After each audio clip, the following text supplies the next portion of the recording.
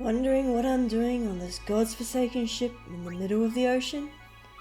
What happened to the glittering lights of Zanarkand and Titus, rising star of the Zanarkand Apes? Hi, I'm Titus and I'll be taking a randomized journey through Final Fantasy X. For this randomizer I'll be using the succinctly named FF10 Randomizer. I'll link in the description as usual. I'm also running a couple of other quality of life mods. Most importantly, the Final Fantasy X cutscene remover mod, and one for allowing XP share. The randomizer is set to random starting locations on the sphere grid, with stats and ability nodes relocated and scattered across the grid. Currently in FF10, the only things that can be randomized are the sphere nodes on the sphere grid. I believe there is currently work in progress to allow enemy drops, steals and bribes. So starting overdrives are also randomized, and the mod gives you the option for starting on the Albed salvage ship and skipping the Zanarkand introduction section. As the randomization doesn't impact anything in the Zanarkand fights, I've skipped them. Lastly, this playthrough will be a little bit different to previous games. I've opted for a scripted voiceover rather than the live commentary. Before we set off, a quick scout over Titus and Riku's grids and overdrives. In this seed, Titus starts with the Tactician overdrive. Titus's sphere grid has two directions to go in. To the left, here a couple of nice strength nodes, and quick hit is also fairly close. That looks like a good direction to head. He will only charge overdrive with his Tactician one when inflicting statuses until he learns a new mode. The enemies on Kilika, second area of the game, can drop status weapons, so hopefully Titus will be able to score one there.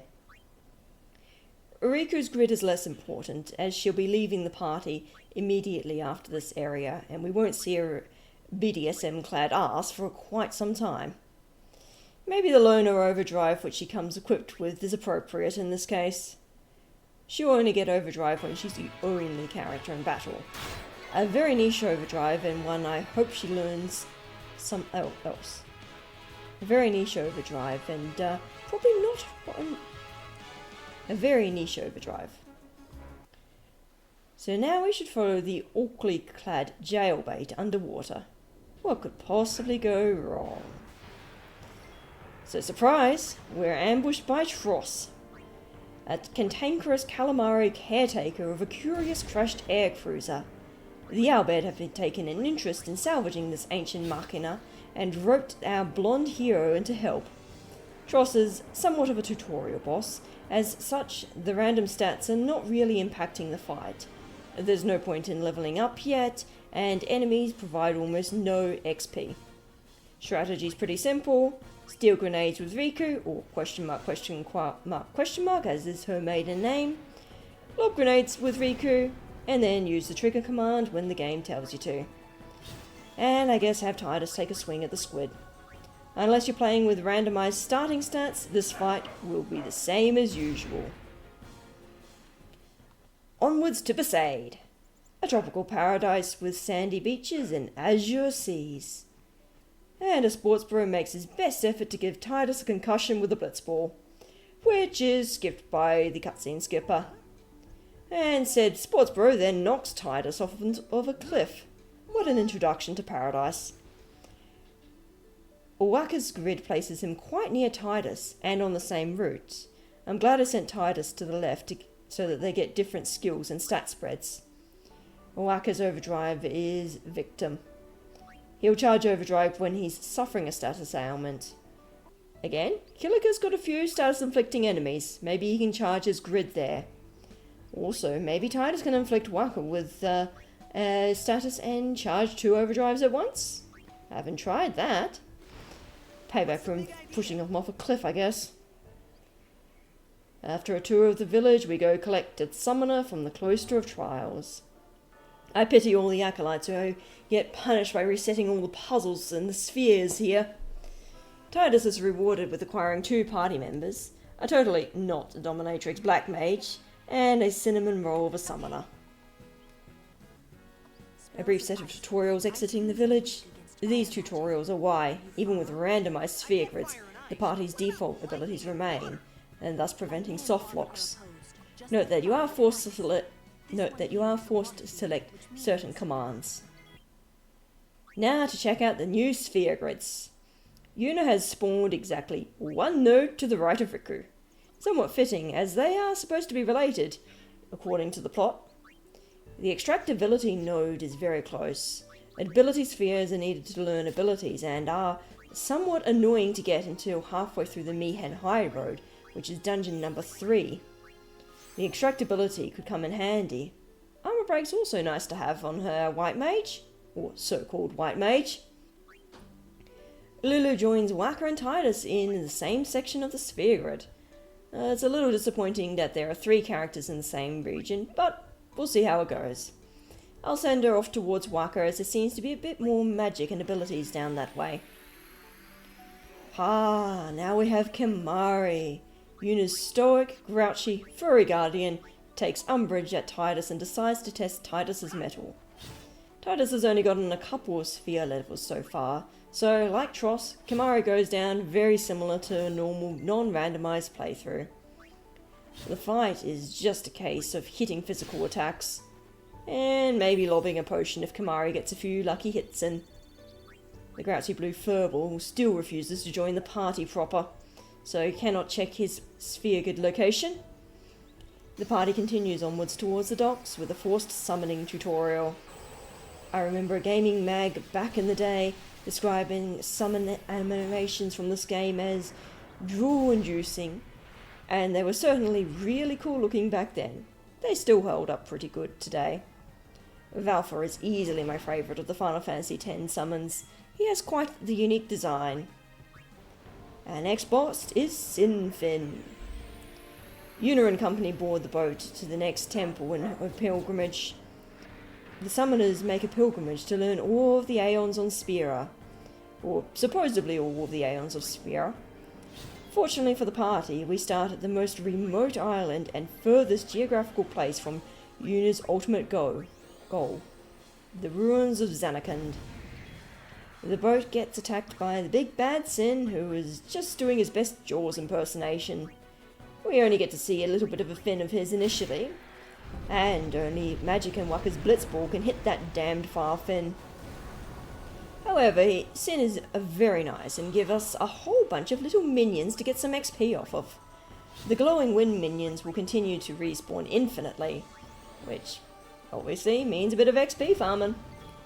This is why I have Titus and Kimahri focus on the little guys. Smacking them when their wings flutter cancels out the charge attack that would be incoming. Waka is set to back row and not in the active party, ideally to preserve his HP for the next phase of the fight.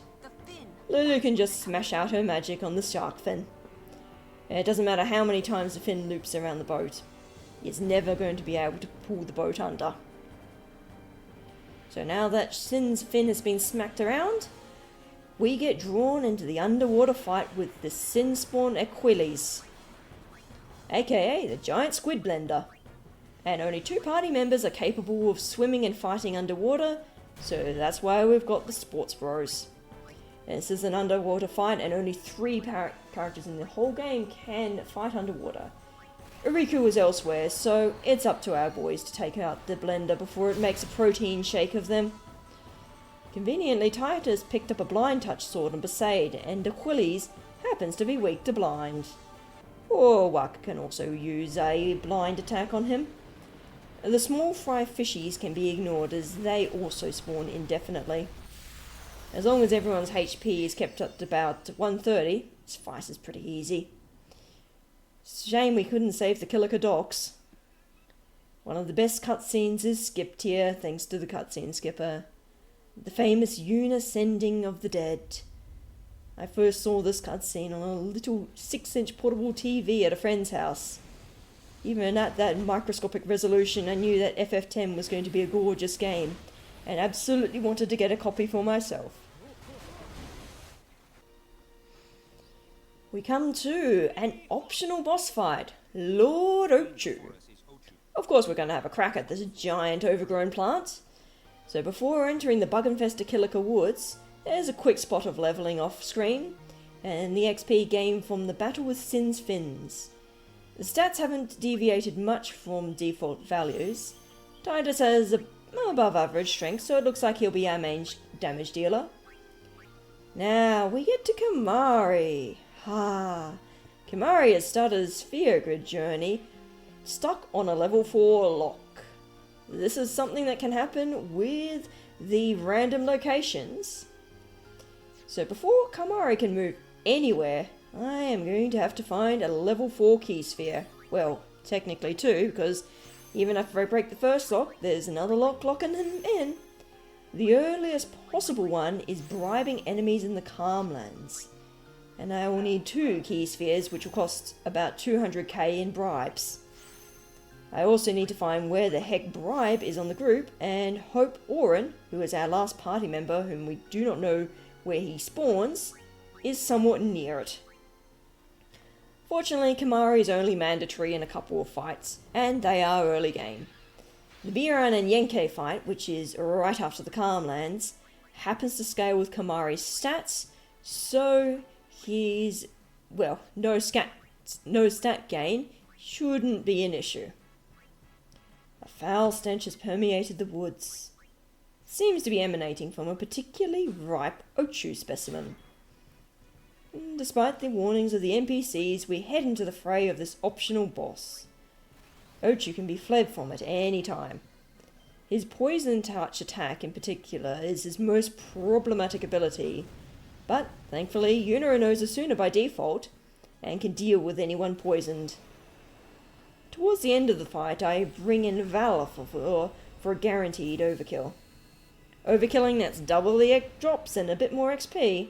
Those double MP spheres could come in handy. Coming out of the woods, we're not out of the woods in regards to bosses. Now we have Sinspawn Geno. Another quick bit of leveling with the levels gained from Ochu and random encounters. Titus now knows Quick Hit, which he can use twice before running out of MP. Lulu can guard, which might be useful if she needs to tank a physical hit or two. And Waka knows Shell. Shell isn't super useful yet, as nothing has incredibly high magic attacks for a little while.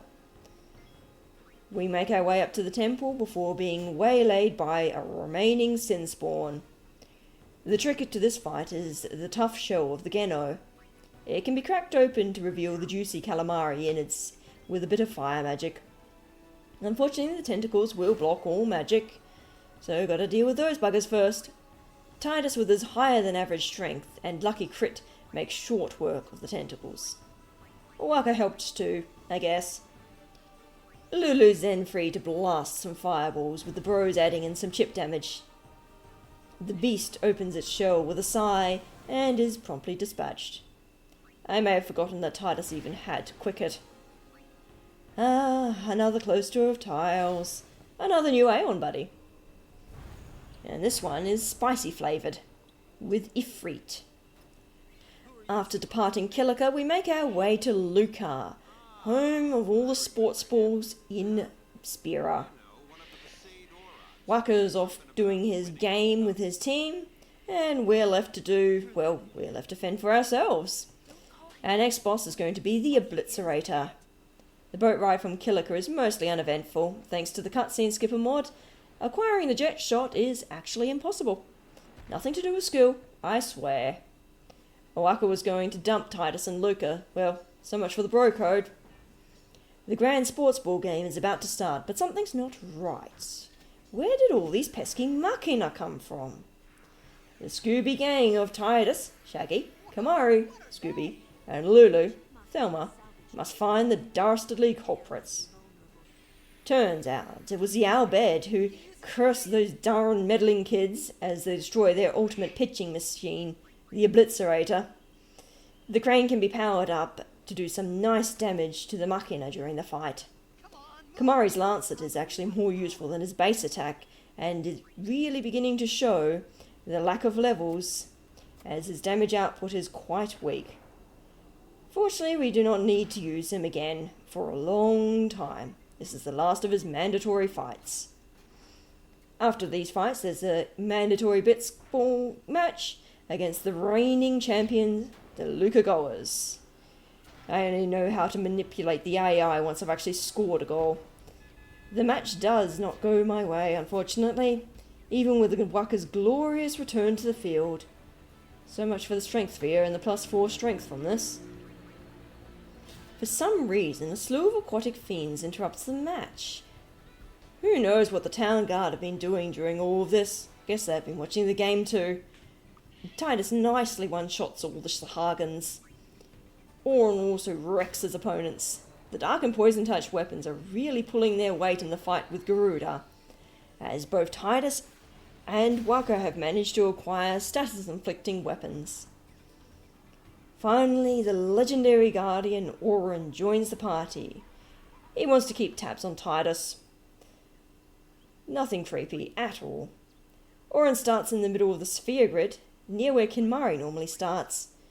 He has quite a few options of where to go, but for the moment, getting access to the nearby Steel Command will be a good start. Orin will be able to break out of his section soon, as all he needs is a level 1 key sphere or two, and those can be found in the upcoming Mushroom Rock Road.